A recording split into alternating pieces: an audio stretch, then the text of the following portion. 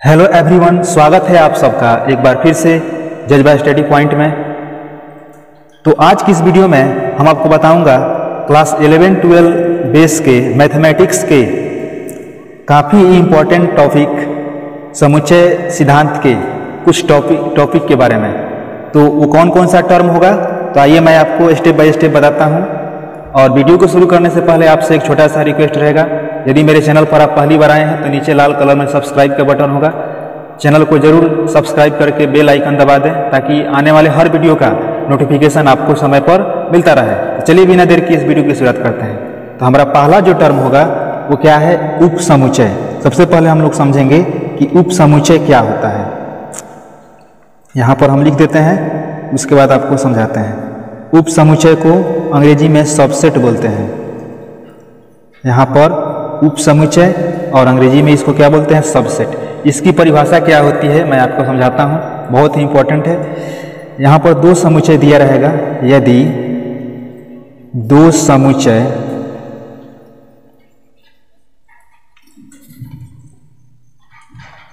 ए तथा बी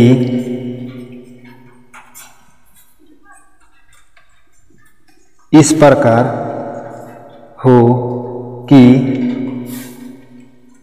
ए का प्रत्येक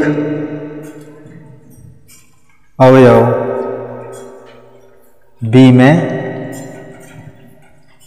भी हो, तो ए को बी का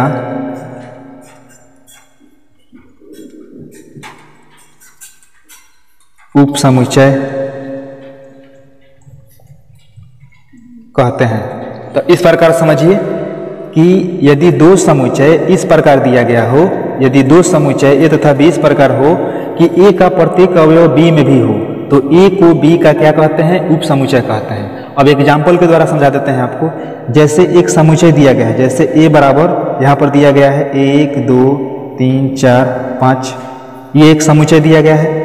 बी बराबर हमारे पास क्या दिया गया है, बी बराबर जैसे दे दिया गया है हमारे पास यहाँ पर 1 2 3 4 5 6 इतना दे देते हैं। आप देख सकते हैं कि ए में जितने भी एलिमेंट है यहाँ पर 1 से लेकर 5 तक बी में भी मौजूद है, वही एलिमेंट बी में भी मौजूद है, यानी ए का प्रत्येक बी में भी है।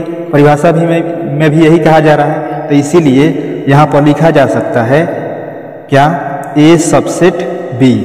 यहाँ पर ध्यान दीजिएगा कि यदि ए का प्रत्येक अवयव बी में भी मौजूद हो, तो इसे ध्यान रखिएगा, यहाँ पर लिख देते हैं। किससे सूचित किया जाता है, इससे ए सबसेट बी से सूचित किया जाता है। यहाँ पर हम लिख देते हैं, इसे ए सबसेट बी द्वारा सूचित किया जाता है। ए सबसेट बी से सूचित किया जाता है, आपको ध्यान रखना है। तो यदि दो समुच्चय इस प्रकार दिया रहेगा कि ए का प्रत्येक अवयव बी में मौजूद हो, तो ए को बी का क्या कहते हैं, उप समुच्चय कहते हैं। इसको ये जो चिन्ह दिया गया है ए सबसेट बी बोलते हैं, ए सबसेट बी द्वारा सूचित किया जाता है। अब उसके बाद हम आगे बढ़ते हैं। हमारा अगला जो डेफिनेशन है, हमारा अगला जो टर्म है वो है अधिसमुच्चय। तो इसके बारे में हम लोग जानेंगे कि अधिसमुच्चय क्या होता है। आइए समझाते हैं आपको कि अधिसमुच्चय क्या होता है। जैसे कि आप देख सकते हैं अधिसमुच्चय, तो अधिसमुच्चय का परिभाषा इस प्रकार है, यदि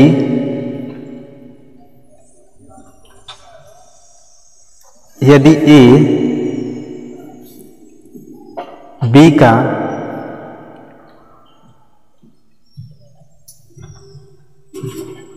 उप समुच्चय हो, तो बी को ए का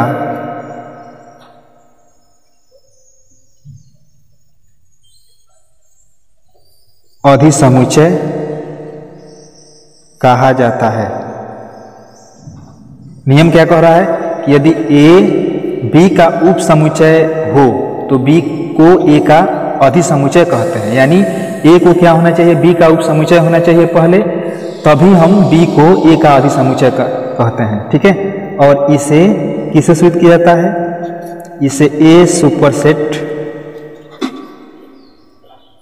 इसे ऐसे लिख सकते हैं, कह सकते हैं बी को ए का अधिसमुच्चय कहते हैं और इसको इस प्रकार सूचित करते हैं बी सुपरसेट ए द्वारा सूचित किया जाता है। तो आपको ध्यान रखना है। अब जैसे चलिए एक एग्जाम्पल लेकर मैं आपको समझाता हूं। जैसे एक समुच्चय दिया गया है, जैसे 1 2 5 और b बराबर हमारे पास दिया गया है 1 2 5 7। तो आप देख सकते हैं कि a में जो भी एलिमेंट है, जैसे 1 2 5, b में भी है 1 2 5। इसका मतलब क्या है, a का प्रत्येक b में मिल रहा है। नियम क्या कह रहा है कि a क्या हो, b का उपसमुच्चय है। तो a क्या हुआ, b का उपसमुच्चय हुआ, समुच्चय हो गया। इसीलिए हम कह सकते हैं b a का क्या है, अधिसमुच्चय है, यानी सुपरसेट है। इसको कैसे इंडिकेट कर सकते हैं, तो इसको ऐसे इंडिकेट कर सकते हैं जैसे कि हम आपको दिखा रहे हैं b, इसको पढ़ेंगे b सुपरसेट a। तो इस प्रकार आप समझ सकते हैं, ऐसे ही इंडिकेट किया जाता है। तो काफ़ी इंपॉर्टेंट है ये जानना आपके लिए। अब अगला जो टॉपिक है, हम बढ़ते हैं अगले टॉपिक की तरफ। हाँ, तो हमारा अगला जो टॉपिक है वो क्या है, यथार्थ समुच्चय, जिसको अंग्रेजी में क्या बोलते हैं, प्रॉपर सबसेट बोलते हैं। अब इसका डेफिनेशन क्या है, एग्जाम्पल के द्वारा हम आपको समझाते हैं। सबसे पहले इसका डेफिनेशन समझिए। यदि लिखते हैं यहाँ पर, यदि दो समुच्चय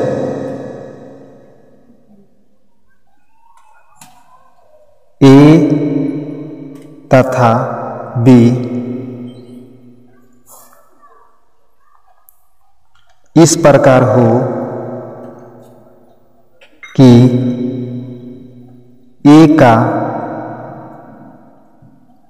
प्रत्येक अवयव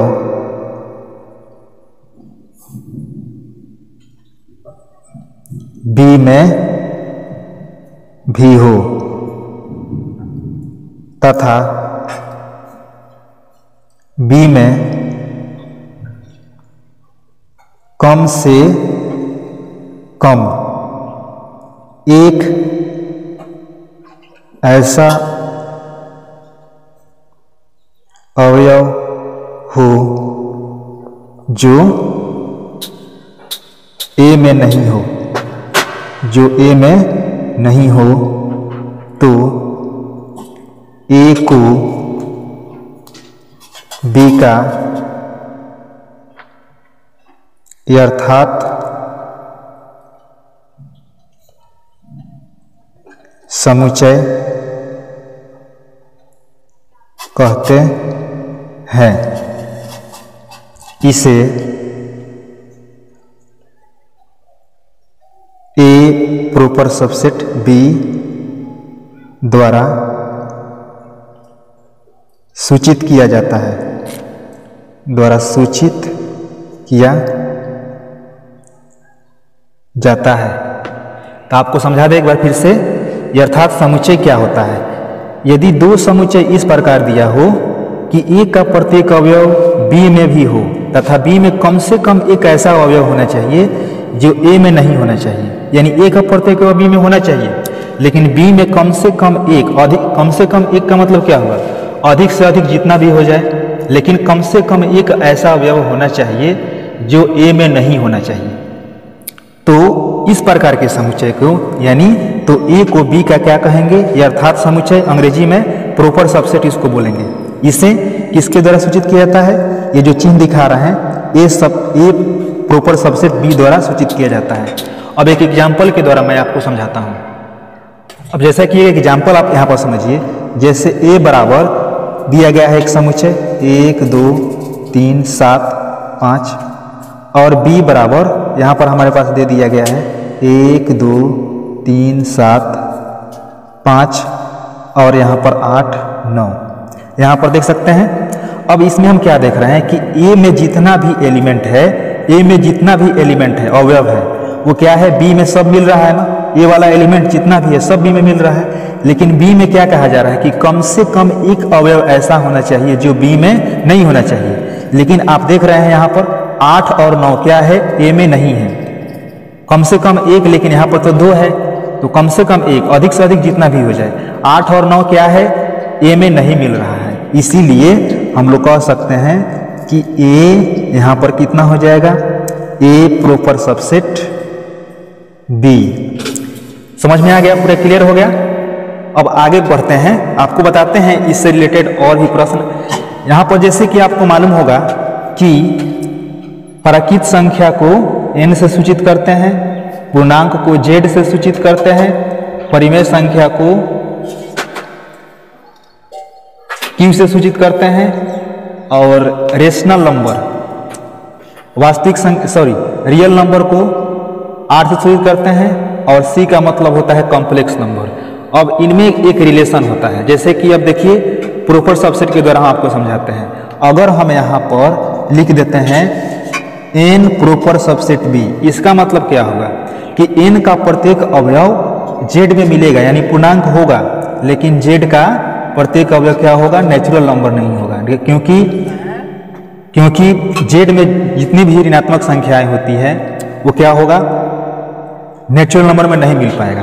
इसी की वजह से अब उसके बाद हम लोग देखते हैं कि z और q यानी पूर्णांक और परिमेय संख्या में क्या रिलेशन होता है।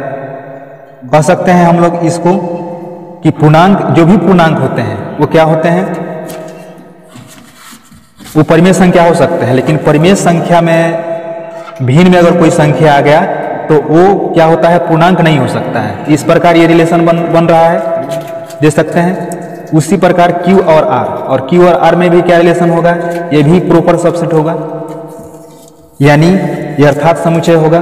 कैसे, क्योंकि परिमेय संख्या में जो भी संख्याएं आएंगी वो सब रियल नंबर होगा, लेकिन रियल नंबर में जो भी संख्याएं होगी वो परिमेय संख्या में नहीं आ सकती है।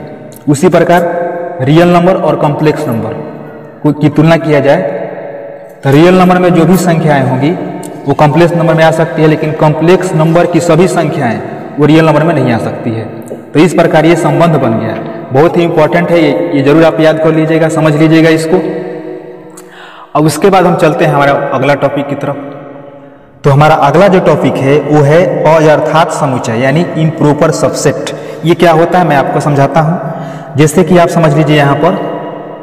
तो इसका डेफिनेशन कुछ इस प्रकार से है, जैसे कि आपके स्क्रीन पर दिख रहा है कि यदि a का प्रत्येक अवयव दो समुच्चय दिया गया हो और दो समुच्चय इस प्रकार हो कि यदि a का प्रत्येक अवयव b में हो तथा b में एक भी ऐसा अवयव न हो जो a में नहीं हो, तो a को b का अयथार्थ समुच्चय कहते हैं। इसका मतलब क्या हुआ कि a का प्रत्येक अवयव b में होना चाहिए, b में एक भी ऐसा अवयव न हो जो a में नहीं हो, यानी इसका मतलब यह हुआ कि b का प्रत्येक अवयव a में हो और a का प्रत्येक अवयव b में हो।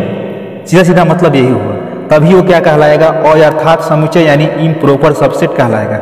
जैसे कि आप देख सकते हैं यहाँ पर a बराबर, हम कोई सबसेट ले लेते हैं, यहाँ पर एलिमेंट कौन कौन सा हो सकता है, जैसे अपने मन से कुछ भी ले सकते हैं, 2 3 5 7। और b बराबर हम इसको ऐसे लिख लेते हैं, इतना 5 3 2 और क्या हो सकता है, 7 हो सकता है। तो आप देख सकते हैं कि a में जितना भी एलिमेंट है वो सब b में भी है, क्रम को छोड़कर आगे पीछे आया, लेकिन a वाला जितना भी एलिमेंट है सब b में मिल रहा है कि नहीं मिल रहा है, मिल रहा है। तो इस प्रकार हम कह सकते हैं कि a क्या है, b का अयथार्थ समुच्चय है। तो हमें भरोसा ही नहीं, पूरा उम्मीद है कि आपको पूरा समझ में आया होगा। अगर जितने भी ये नॉलेज वाली बात बताए हैं, जितने भी टॉपिक बताए हैं, आपको कहीं दिक्कत हो तो आप हमें कमेंट जरूर कर सकते हैं। और इसका पीडीएफ अगर आपको चाहिए, जितने भी चीज़ बताए हैं इस टॉपिक का पीडीएफ अगर चाहिए आपको, तो हमारे इंस्टाग्राम या टेलीग्राम चैनल जरूर ज्वाइन कर लीजिएगा, वहाँ पर हम पीडीएफ उपलब्ध करा लेंगे और यहाँ से आपको मिल जाएगी। तो भरोसा करता हूँ कि आपको ये वीडियो बहुत पसंद आया होगा। अगर पसंद आया होगा तो चैनल को जरूर सब्सक्राइब कीजिए, साथ ही साथ वीडियो को लाइक और शेयर करना ना भूलें।